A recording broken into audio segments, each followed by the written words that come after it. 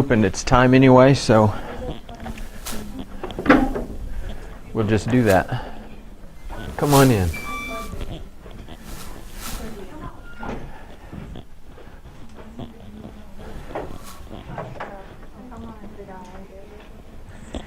Okay.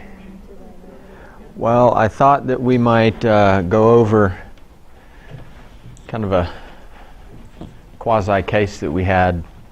It's not exactly, I mean, it's just kind of in a roundabout way, similar to that case. But I thought we'd talk a little bit about some of the elements of how to manage some of the elements that we manage with a ventilator in traumatic brain injuries. In particular, this condition called diffuse axonal injury that we'll go over a little bit. But first we'll kind of outline a case and see what y'all's thoughts are, and we'll talk about the normal PCO2 parameters that we discussed. We'll revisit that we discussed last week. We'll talk about what hyperventilation is, and then we'll go through a little bit what the Brain Trauma Foundation guidelines are covering this subject. So, types of traumatic brain injury. Concussion obviously is a type of traumatic brain injury that doesn't have radiographic signs. Contusions, you'd see here, this would be a bifrontal contusion from a trauma. Hematomas, either subdural or epidural. Here's a subdural hematoma with midline shift. And then this other problem called diffuse axonal injury. So it does show some signs. Sometimes on CT scan you can see scattered punctate little bleeds. The corpus callosum is frequently involved. Sometimes you can see it better on an MRI, as depicted in this picture. And all of these pictures that I ever put on slides are gotten off of the internet, so it's not of any patients relevant to us here specifically. But this is a gradient echo MRI sequence here that shows up. You can detect blood a little bit better. So these little punctate dots here are spots of bleeding that are as an indication of diffuse axonal injury, involvement of the splenium of the corpus callosum here, which is a classic problem to have in this process. So what diffuse axonal injury is a rotational or an angular acceleration and deceleration of the brain that causes shearing of the microstructure of the brain. And we have not found a relationship between the imaging findings and the severity of the diffuse axonal injury. So you can have something like this here, and the guy can be barely affected, wakes up in a day or two and does fine. You can see a scan just like this, and the patient really might not ever get too much better, might wake up a little bit heavily functionally impaired and things like that. So there's no correlation between the clinical severity of diffuse axonal injury and the imaging finding that you see either on MRI or CT scan. So severity of traumatic brain injury. There's the mild injuries, no loss of consciousness, no alteration in consciousness or mentation. A moderately severe traumatic brain injury, a lot of times you'll have loss of consciousness, and then you'll have an ongoing alteration in consciousness or mentation, confusion, other things like this, down to a severe, which the patients become lethargic, obtunded, somnolent, things like that. So let's go through a hypothetical case.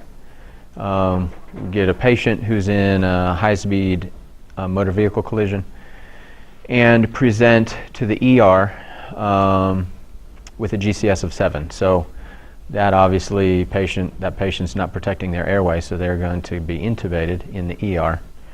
But then they go on later to have an improvement in their motor score up to a 5. And from last week, does anybody remember what 5 would be? Those that were here? And others that weren't, maybe you know anyway. Yeah, that's right, localization. So a motor score of 5 is going to take you on the edge of whether you need or not need to be intubated in most cases, you know. If you're not opening your eyes, if you're not able to respond verbally prior to being intubated, then and you're localizing, you know, even though 8 is typically the threshold for intubation, you can make an argument at times that a 7, depending on how the patient is progressing, is reasonable to observe if they're breathing well enough and, you know, exchanging oxygen, ventilating, they don't have an ABG that looks bad, stuff like that. You can observe that patient depending on the comfort of the critical care physician too, or the ER doctor as well. I mean, that everybody has their own threshold for that kind of thing. So, so the patient gets intubated, but then they wake up more. Their motor score improves, and they wake up more, and then they become agitated. They're fighting the ventilator. They're pulling at lines. They're punching and kicking and trying to sit up and even potentially leave the hospital. So this is what the patient might look like with that. So obviously, what are you going to do? You're going to sedate the patient. Does anybody have thoughts about a patient scenario like this?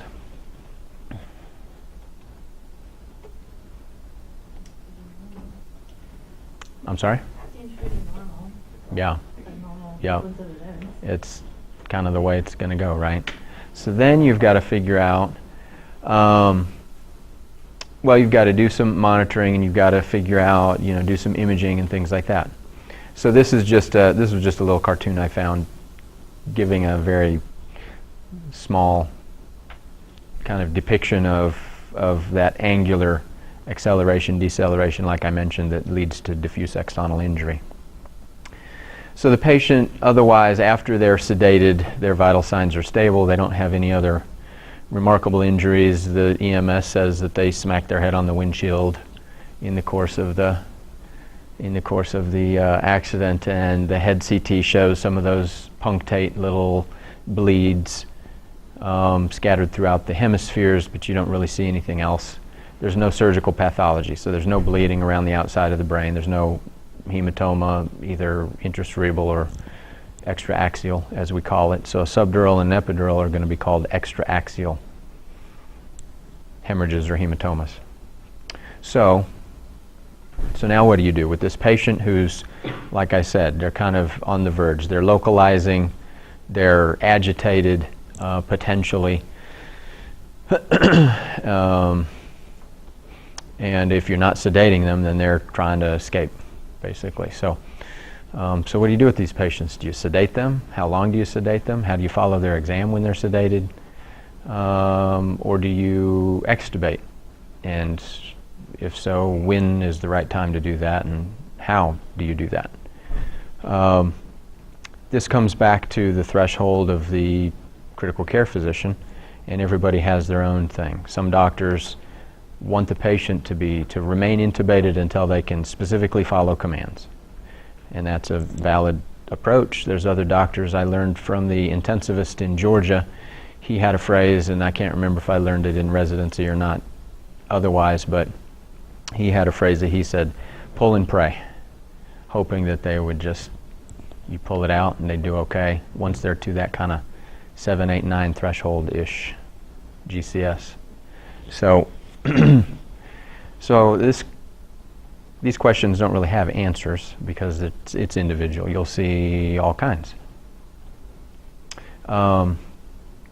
So back to what a ventilator does. One of the main things that is important, obviously PO2 is important too for neurosurgical patients, but PCO2 correlates very strongly with cerebral blood flow. And there's a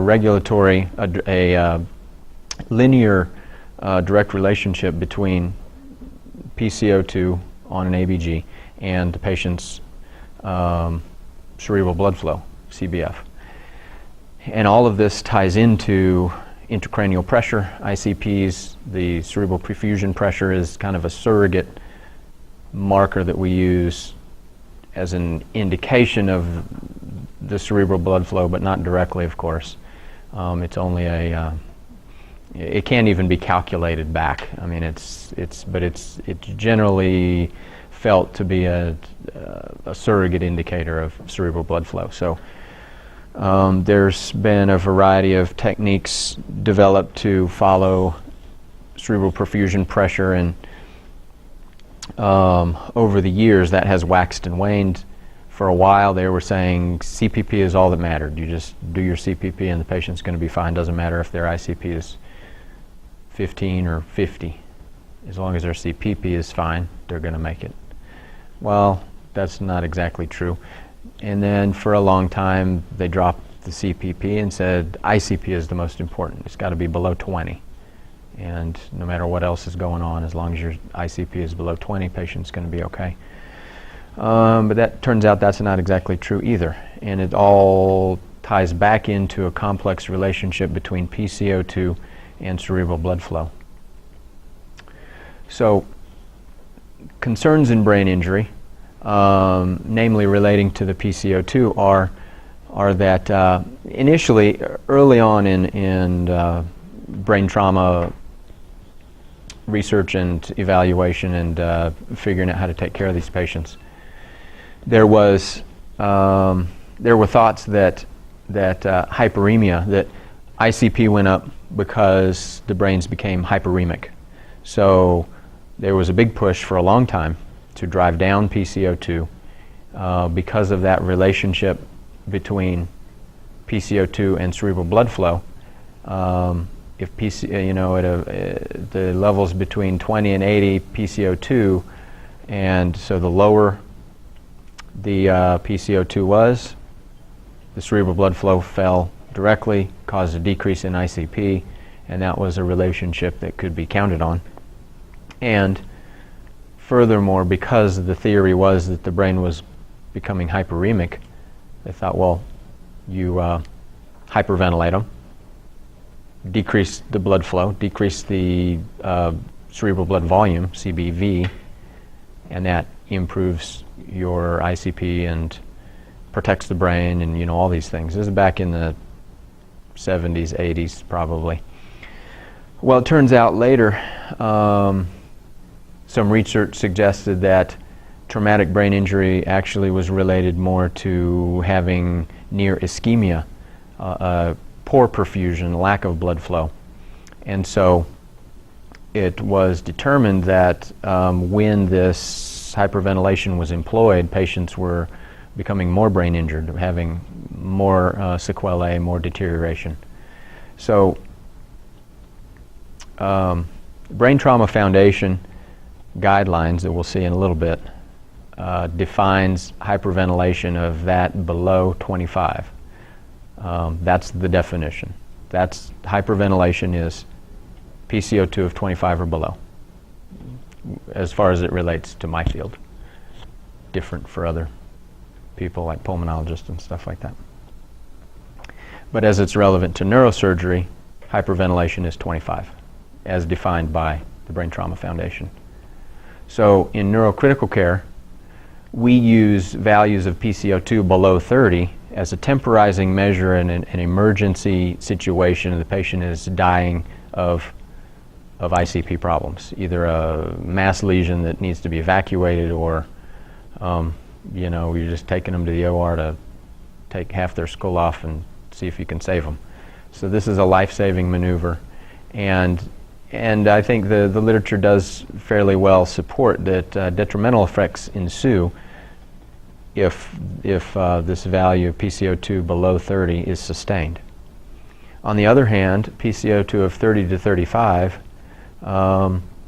is used frequently to help manage intracranial pressures without a mass lesion, or in patients that either don't need a surgery or aren't to the point that they're dying from their elevated ICP. And it has been shown, we'll see a study a little bit later, that there are no proven detrimental effects that are seen at a PCO2 value of 30 to 35. Now, the general, normal is 35 to 45, as we all know. And this is okay to utilize as long as there aren't any concerns for ICP problems. So, you know, if that patient hit their head but they're not confused, they had a headache, maybe they passed out for a little while but they've awakened, they're following commands, and the CT scan doesn't show any signs of any problems, then the patient would be in this category, no concern for ICP problems. So, and plus, I mean, if they're awake and they're not ventilated, then they're maintaining their own ventilatory status, and you don't need to worry about this. But what does constitute an ICP problem? Is this only something that you see when you start monitoring? Is it only a problem because you're monitoring? Is it a problem that you see on imaging only? Or is it a problem that begins as a result of the trauma itself? Is it something that you can take prophylactic maneuvers against to try to improve the process and maybe head off any ICP problems? And furthermore, when, you know, what is an ICP problem and when would it start? Is it only starting when you're monitoring? Is it only starting if you see it on imaging? Or is it starting at the time of injury and if this is something to intervene on? So the question is, I mean, this is a question, a big question in the literature that's studied copiously in neurosurgery is, are we going to be reactive or are we going to be proactive? Are we going to try and prevent a patient from going down the path of having an ICP problem, or are we just going to react when we see it? What do y'all think? What should we do?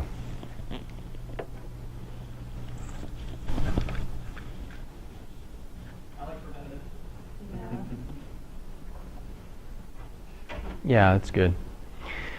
The problem with preventive maneuvers or prophylactic type maneuvers is, as anything in medicine, these things are difficult to study, difficult to create evidence-based medicine for, right? Which is what we're all striving to go by. And some doctors are pure evidence-based medicine, period. I'm not going to do anything unless there's a paper that proves that it's good.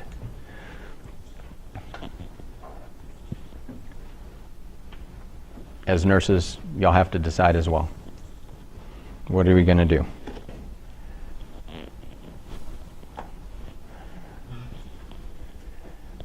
What else do y'all think? Whoop, I didn't make it.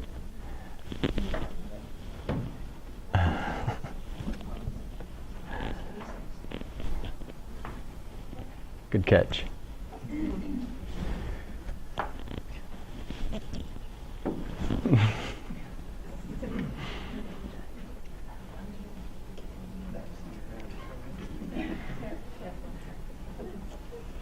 So I guess this kind of goes back to last week and the discussion about what their GCS is looking like while we're taking care of them. Right. Focusing on the blood pressures, the heart rates, putting that whole clinical picture together.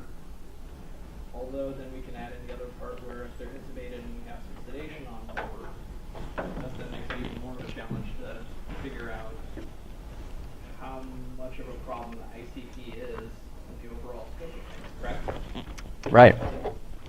And there's different ways to practice and monitor this. I can't remember how much detail I gave y'all last week about this. My practice is based on my training. And in Denver, we had in our university hospital, so we rotated through 4 hospitals. The University Hospital, Denver Health was our trauma hospital. It's a whole separate rotation and service for us. Then Children's Hospital and the VA. Denver Health had, I think it was a 30-bed trauma ICU. I can't remember if they had a separate medical ICU or not. At the University Hospital, though, the ICU beds between surgical ICU, they had a burn unit, medical ICU and neuro ICUs was 40 beds, and we would routinely carry 30 of those beds. So a full 75% of ICU patients were neurosurgical patients, not just I mean, not just medical patients that had neurosurgical problems, but these are patients on our service.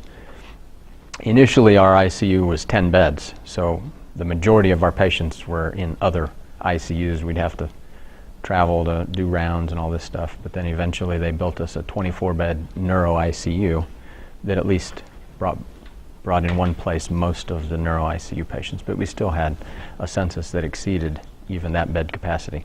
So we had a lot of, and that was just at our university hospital. I mean, at Denver Health, we had lots of brain traumas and all kinds of crazy stuff. People falling 100 feet, rock climbing, stuff like that in the mountains.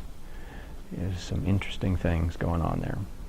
And then my experience in practice in Georgia, that was a trauma referral center for the area. We served about 800,000 to 1 million people.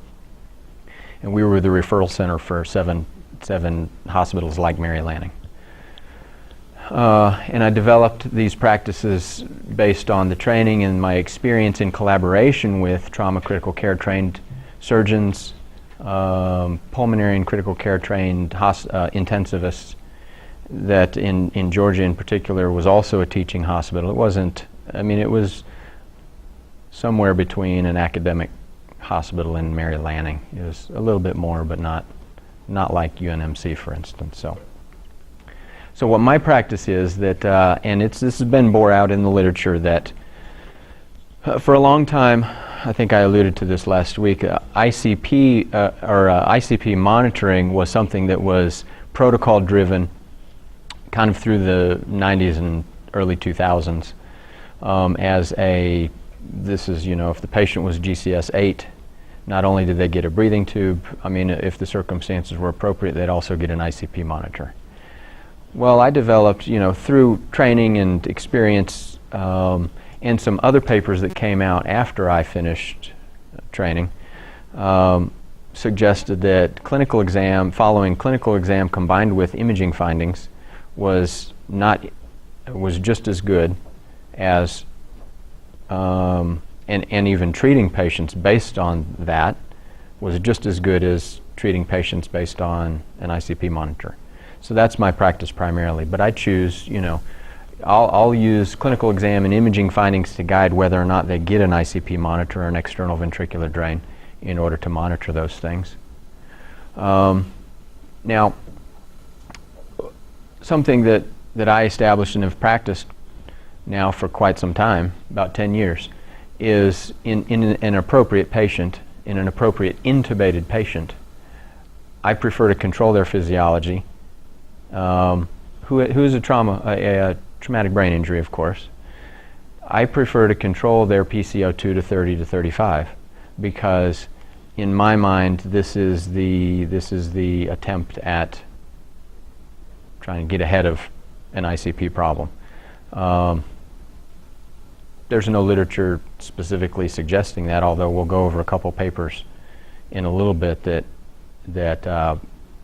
describe that this certainly is safe, and like I mentioned, there's no detrimental effects for doing this. Now, some of the concerns are, well, the patient then loses their drive to breathe, and you're just stuck in this everlasting circuit of the patient being dependent on the ventilator because they have no PCO2 to drive breathing. Kind of like in the OR, we routinely, for cranies, even just a little bit ago, we were running the patient's PCO2 at 30, end tidal at 25, 28-ish. And, it's just a matter of being practical about it. If the patient is, the patient can still be interactive and waking up and improving, and you just make your adjustments based on the patient's overall clinical picture. So if the patient is seeming to progress, then you put them on CPAP trials, give them spontaneous breathing, see how they do. They're going to bring their PCO2 up on their own. They're going to recuperate that drive to breathe, and it's just going to be a progressive process, just like it is in the OR. I mean, we blow patients down to 30, routinely during operation, but they never have trouble waking up and breathing at the end of the operation because you're letting them do that. So that's the rationale.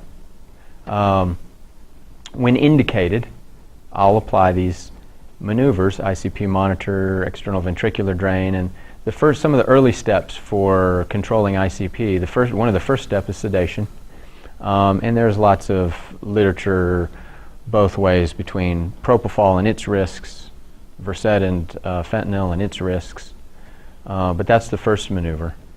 Then ICP-guided hyperosmolar therapy, mannitol, being one of the classic ones, and then hypertonic saline becoming more and more prominently used here lately, varying levels of hypertonic saline, 3%, 7%, 23.5% as a bolus. And then if we're still having trouble, then you paralyze the patient. And then if they're still having trouble and they don't have a surgical lesion or something to do surgically, then you put them in a coma, barbiturate coma, to control ICPs. But this is something that comes somewhere between here. You start controlling their ventilator physiology as one of the first maneuvers you make, in addition to head position and some other standard things. Don't let their neck kink. Make sure they're draining their blood from their head properly, stuff like that. So the evidence, there is an absence of level 1 evidence, and I'm going to let you guys, if you don't already know, let you guys research what level 1, 2, and 3 evidence means in literature. But there's an absence of really high quality randomized controlled trials, level 1 evidence. There's a paucity of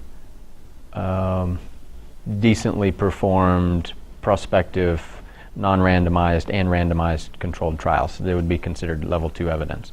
The Brain Trauma Foundation 4th edition gives, which is 4th edition came out in 2016, and it gives the current guidelines on how to deal with this. It's a 220-page document. Anybody can get online and type in Brain Trauma Foundation, get to their guidelines, and this is how to deal with traumatic brain injuries, and this is their guideline document that you can sift through all 220 pages and become an expert on how to treat traumatic brain injuries. So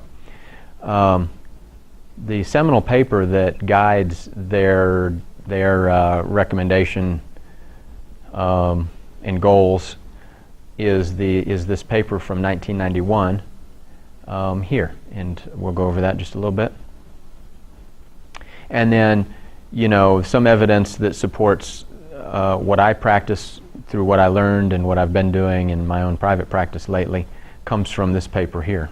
Okay. So the Brain Trauma Foundation goal and their quote in their section on ventilation management is: normal ventilation is currently the goal for severe TBI patients in the absence of cerebral herniation. But the truth is, this is not necessarily used specifically in patients. You got to be practical about it. If they're having ICP problems, elevated ICP doesn't mean they're herniating, but it will be a progressive process if you don't begin intervening.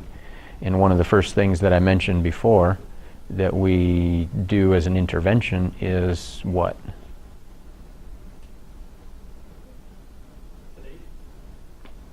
Even before that, we will control their physiology, is what I'm going to say. Because coming back to this, is this actual hyperventilation?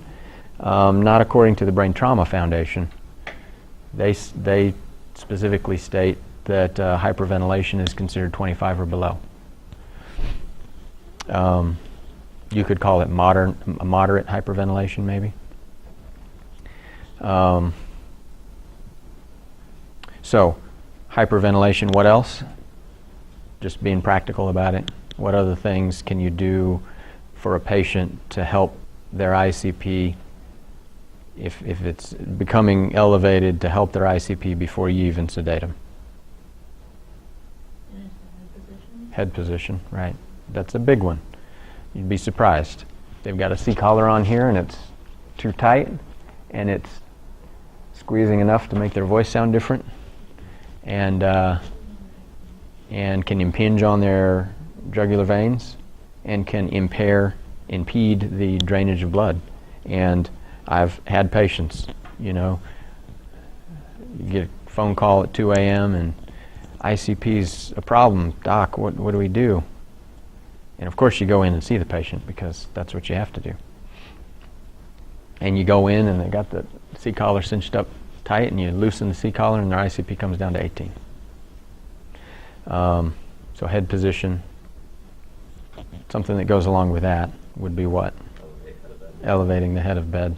These are very simple maneuvers. These are maneuvers that you guys, these are the first things y'all should think of to check at least when you're dealing with a patient like this. And the truth is, like I mentioned, this is going to come up so infrequently here that y'all will forget all this, but that's okay. So, elevate the head of bed, head position. Other things, there's even some papers that advocate doing an abdominal decompression because of ICP problems. Open their abdomen to relieve their ICP or to help treat it. And yes, after you've made sure that their head is straight and their C-collar is not on too tight and the head of bed is up and that their ventilator is not showing 48, then you sedate them. So all I mean by that is that this isn't an absolute. This is a dynamic goal here because the patient doesn't have to be herniating to have ICP problems, and you're not going to just let them sit with an ICP with a PCO2 of 45 if their ICP is 25. First thing you're going to do is get them down to 30. And generally, all things being equal, their ICP will go from 25 to probably 16 just by doing that maneuver alone. So the Brain Trauma Foundation recommendations, insufficient evidence to support any level 1 or 2A recommendations. You might be interested to see that phrase is repeated on almost every topic in the Brain Trauma Foundation. Level 2B recommendation, prolonged prophylactic hyperventilation with partial pressure of carbon dioxide in arterial blood. I copied and pasted this directly from their document, by the way. 25 millimeters of mercury or less is not recommended. That's where it becomes dangerous. But contributing to what? If it's below 25, what are we worrying about going on in the patient's brain? Ischemia, that's right. For what reason? Because the blood flow's down, because there's PCO2s down. It's a direct correlation. So this paper that the Brain Trauma Foundation hinged their entire recommendation in this section on is this one done in 1991 by this guy and others. Is based on, it was a randomized controlled trial. This is no reduction in cerebral metabolism as a result of early moderate, no, that's not that one, sorry. Adverse effects of prolonged hyperventilation in patients with severe head injury and a randomized clinical trial. So this was a randomized clinical trial, but in their trial, this was their normal. Their normal baseline was 32 to 37, 35 plus or minus 2 millimeters of mercury. So this is their starting point. In patients that were not herniating and not experiencing ICP problems, they had 3 groups. They had this normal, then they had a hyperventilation group, which was hyperventilated to 23 to 27, 25 plus or minus 2. And then because of some other complex effects that has, as you know, I mean, we can discuss it a little bit, that that the PCO2 is going to modulate the pH, and it does the same, the pH in blood, right? So your blood gas pH is going to change based on the ventilation status of the patient.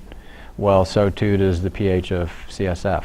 So in order to mitigate that effect, they had their normal group, and then they had a hyperventilation alone group, and then a hyperventilation with a buffer.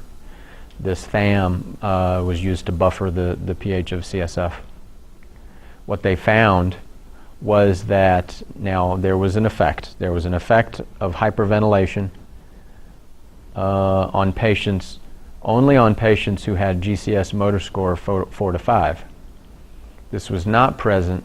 The effect was not, the difference was not seen in patients who had a GCS motor score of 3 or less.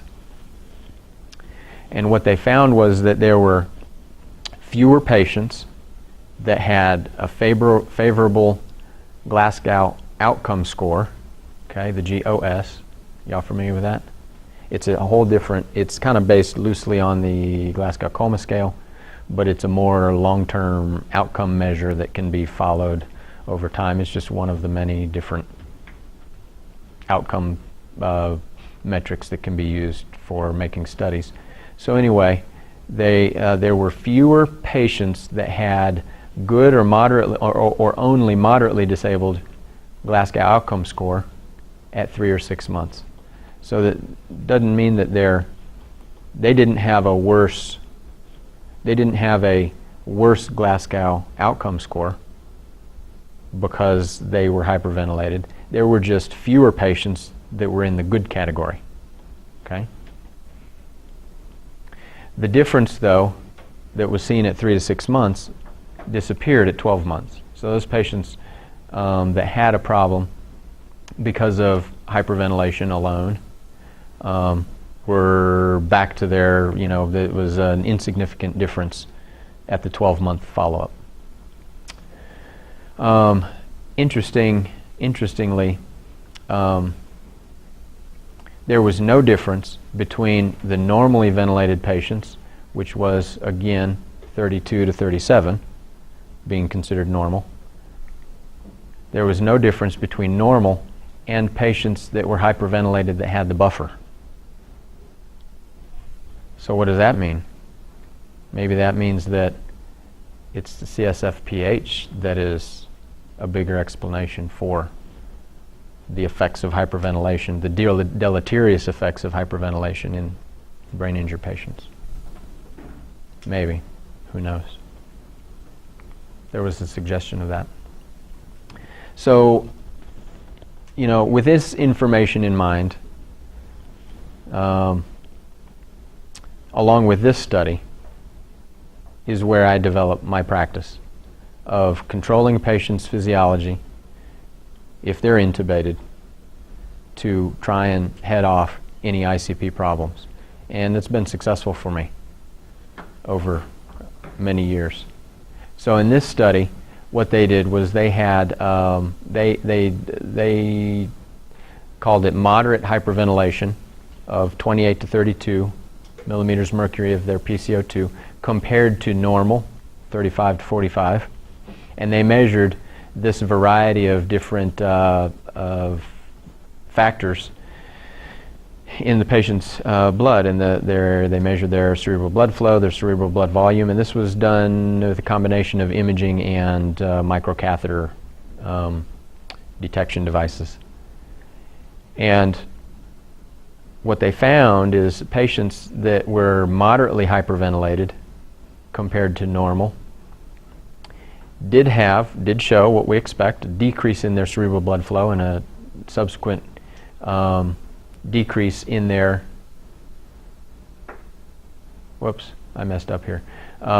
decrease in their cerebral blood flow, so cerebral blood volume, which followed that.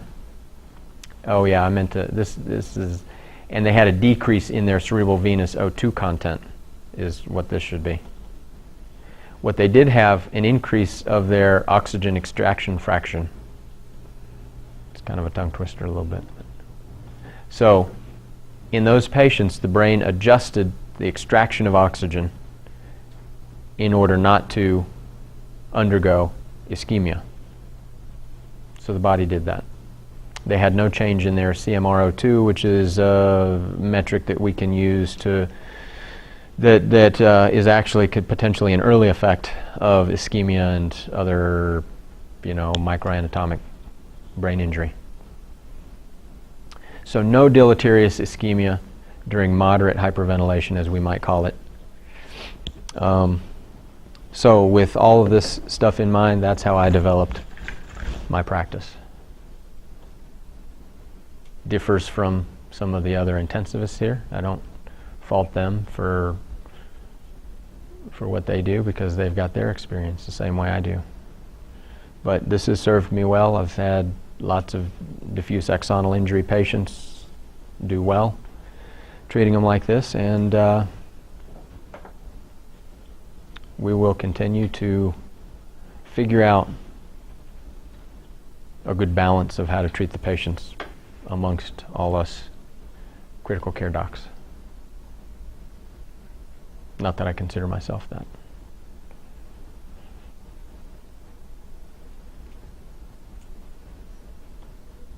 All right. That's all the talk, I think. Yeah. So now what?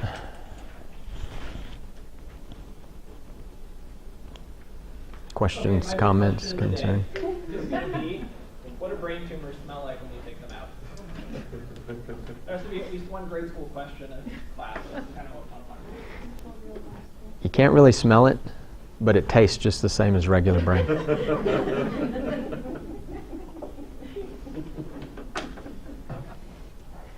A more serious question. You were talking about using aggressive hyperventilation as a bridge until a surgical intervention. Pretty much any time you read about it, it always says hyperventilate for a temporary amount of time.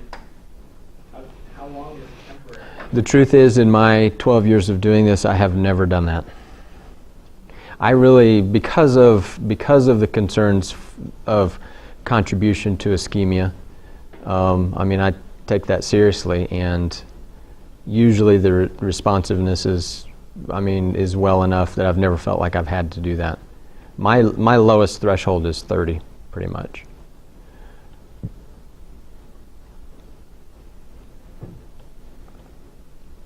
So generally, what I don't like to see, if I've got a brain injured patient, based on what I've seen over the years, that patient, this hypothetical patient that we had in the ICU, to see their PCO2 of 45 makes me nervous, because that's a patient who can easily go from no swelling, and I've seen this, go from no swelling to uncontrollable ICP problems. And whether it's just by divine intervention or by my practice, I've never had a patient. I've been doing this kind of prophylactic type moderate hyperventilation, and even I can't remember if I put this in there. The other thing that I do, I didn't focus on this, but the other thing that I'll do on occasion is to start the patient on a scheduled dose of mannitol, Q6 hours. Rather than reacting to an ICP problem, I'm going to try and prevent it from getting to that point by dehydrating the brain a little bit. And mannitol has some beneficial effects in a few different ways. It's osmotic, it creates an osmotic gradient, sucks the fluid out of the cells, out of the interstitial spaces, takes it back into the circulatory system so that it can be reabsorbed. But it also, there's some literature that suggests it actually helps rheology of red blood cells. So it improves the flow of the blood in the cerebral blood flow. So I've done that on many occasions, and it's been successful. Now, one of the things that happens in brain injured patients is that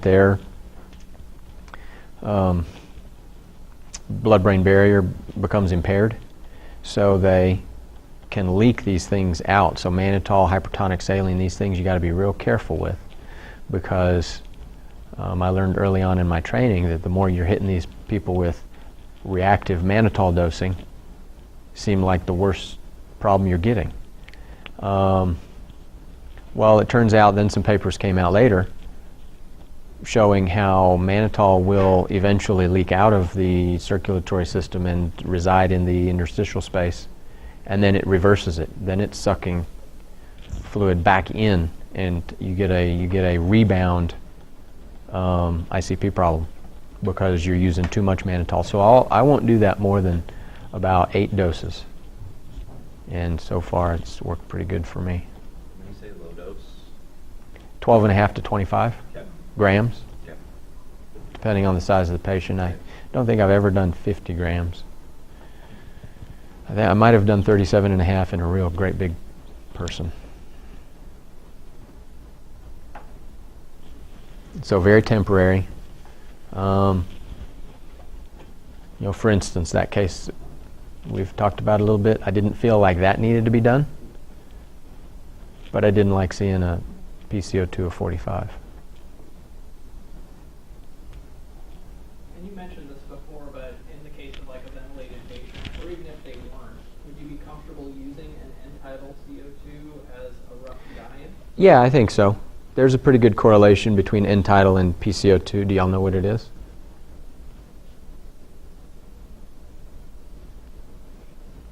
Since Leif brought it up, we'll ask Leif.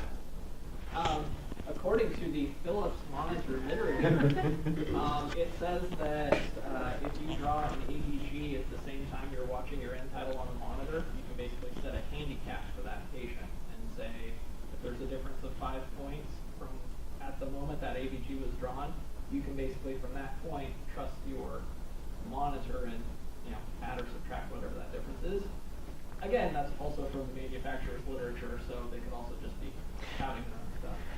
Yeah, that's true. It's roughly about a 5 millimeter mercury difference, 5 to 7, generally speaking.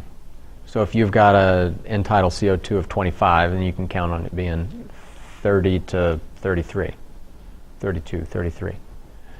The actual partial pressure of CO2.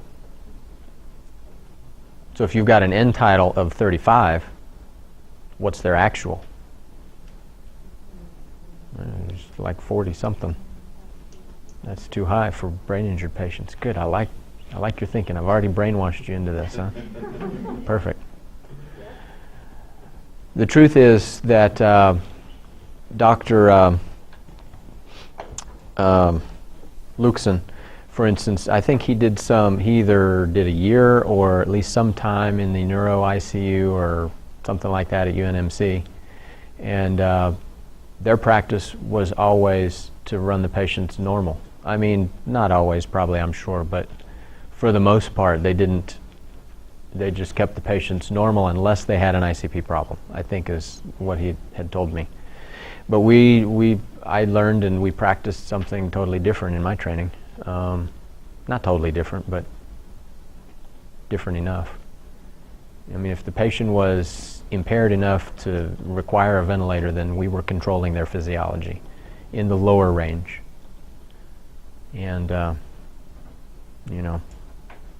like I said, if I'm seeing a TBI patient of a PCO2 of 45, I'm getting nervous. Because then I'm worrying about that thing that they used to worry about. I don't think that because they found some alternative effects, I think that we've just gotten more information, but I don't think it eliminates this problem. So if you've got a PCO2 of 45, then their cerebral blood flow is elevated, then they are, it's higher than it is at 35. Is that going to contribute potentially to ICP problems? Potentially. I think for the same reasons that mannitol can cause a problem. Again, there's no research or papers otherwise to support a theory, but if mannitol, there are papers that prove that in a brain injured patient, prolonged use of mannitol causes a rebound ICP, and the physiology behind it is that it crosses the blood-brain barrier.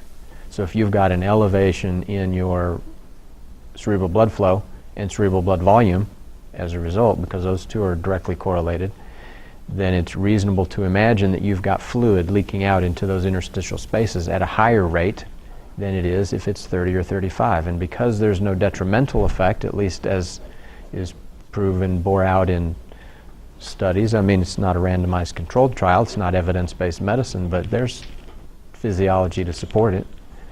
Because it's not detrimental, I'd rather have the patient's PCO2 be 35 than 45.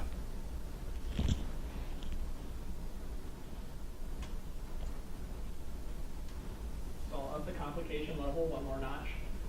What if your patient winds up needing vasopressors in addition to their support? So if they're on Yeah. the bed or something like that, that's causing some vasoconstriction. Yes, there are some pressors that are roughly more selective not to affect. So what's the effect of vasopressors? How do they raise the blood pressure? Do y'all know the physiology? Yeah, they constrict the blood vessels. Well, but maybe you don't want to do that in a brain injured patient, right? Well, there are some that roughly, like I said, are selective, that they kind of protect the brain. Neo is one of those. So neosynephrine is thought that that it doesn't have as constrictive an effect on the cerebral vasculature as it does on the rest of the body. So you preserve your cerebral vasculature with neo, then levofed. And then vasopressin. Those are the three generally that we use in neurosurgery. And I mean, dopamine's in there, and they're all used at some point or another. But neo, levo, and vaso are the ones that we use first, and depending on the circumstance, I mean, you get a patient who needs some renal boost, so you use dopamine. You use renal dose dopamine. So since we are getting close to the end time, in the interest of our other guests who have come that are not from the ICU, do you guys have any questions for Dr. Bell, or burning wishes and desires and things you want to know? PT's here. They want to ask about jumping jacks and T-collars. That's advised. Yeah, it was kind of ICU focused there, so appreciate y'all tolerating that.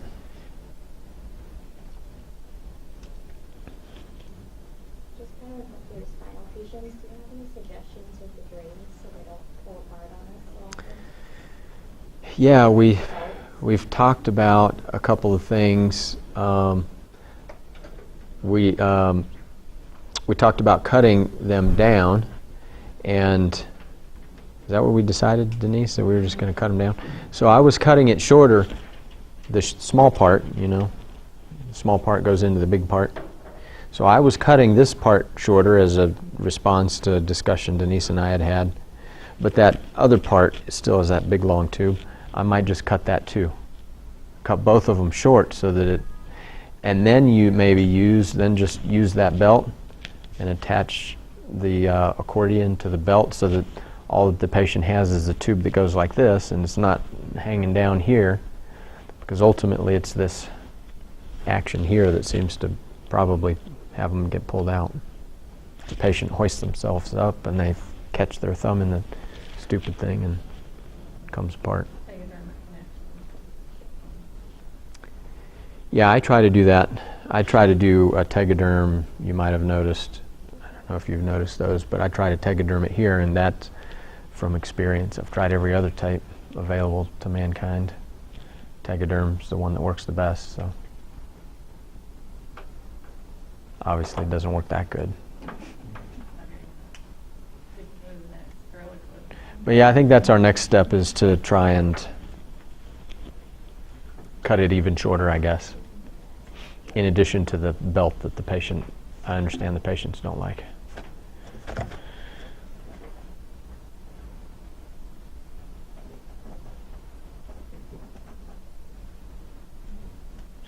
The reason, someone asked once, why hemovacs? I can't remember. Did we talk about that last time? Yeah. I think, I never really gave it that much thought. Mostly, I think, because that's what I was trained on. But just sitting down and thinking, well, why would that be? The hemovac is one continuous. That little part just slides, when you're ready to take it out, just slides right out. And it's one continuous piece. Other drains like JP drains or Blake drains and stuff like that have the silastic part that's attached to separately. It's a separate part that's either the perforated part or the channeled part, that white part. And one could imagine a scenario where you pull out the silastic and the white part stays in. That's probably part of it. Just bought the patient another operation. So I've thought about changing, but that possibility worries me a little too.